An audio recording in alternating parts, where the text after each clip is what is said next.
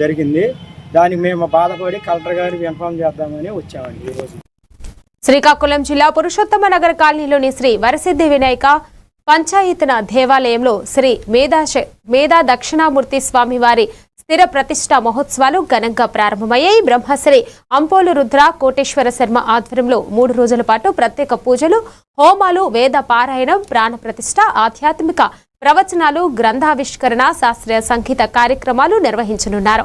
విద్య, జ్ఞానం, వివేకానికి దక్షిణామూర్తి స్వరూపం ప్రతీక అని నిర్వాహకులు తెలిపారు.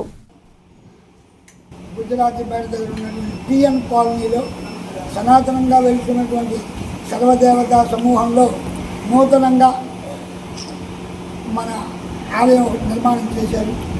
ఆలయకుడు అటువంటి దేవాలయం మూర్తి, యంత్రము, శిఖరము ప్రతిష్ఠ చేయమని మన జగన్మోహన్ రావు గారు మాకు గతంలో కోరడం అయింది.